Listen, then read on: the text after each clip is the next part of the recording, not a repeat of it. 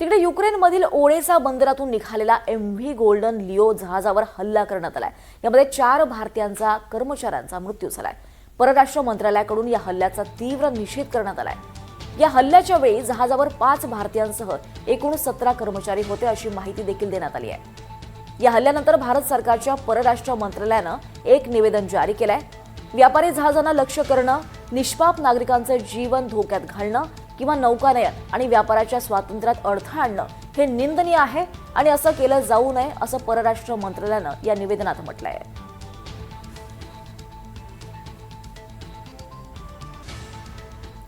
यानंतर पुन्हा एकदा बातम्यांचा वेगवान आढावा घेऊयात। आषाढी वारीनिमित्त पंढरपुरात 12 लाख स्क्वेअर फुटांवर मुख्यमंत्री वारकरी सुविधा केंद्र उभारण्यात आलंय। पंचतारांकित व्यवस्थेतल्या जर्मन हँगरमध्ये उभारलेल्या या केंद्रात लाखो वारकऱ्यांसाठी मोफत निवारा, आरोग्य सुविधा, स्वच्छतागृह आणि इतर मूलभूत सुविधा उपलब्ध करून देण्यात आल्यात। राज्यात फ्लॉवरच्या बाजारात संमिश्र स्थिती पाहायला मिळते। छत्रपती संभाजीनगरमध्ये आवक वाढून सुद्धा दर घसरलेत।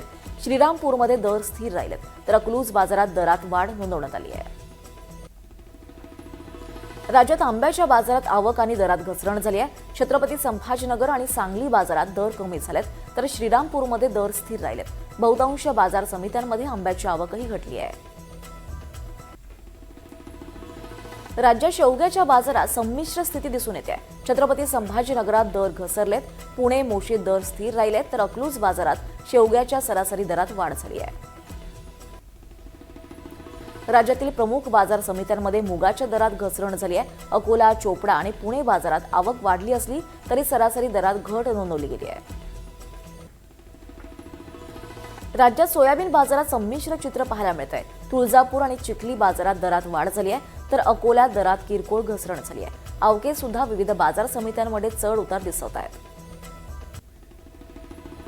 कॉक्रोच पार्टीच्या आंदोलनाला पाठिंबा देण्यासाठी पुणे स्टेशन परिसरात आंबेडकर पुतळ्याजवळ आंदोलन झालंय। या आंदोलनात मोठ्या संख्येनं तरुण सहभागी झाले। पुण्याच्या इंदापुरात स्पर्धा परीक्षेच्या विद्यार्थ्यांनी नगर परिषदेसमोर ठिय्या आंदोलन केलंय। दिल्लीमध्ये सुरू असलेल्या या आंदोलनाला पाठिंबा देत हे आंदोलन झालंय। यावेळी विद्यार्थ्यांनी केंद्र सरकारविरोधात जोरदार घोषणाबाजी केली आहे। कोल्हापुरात शिवाजी विद्यापीठातल्या विद्यार्थ्यांनी सोनम वांगचुक यांच्या समर्थनार्थ आंदोलन केलंय।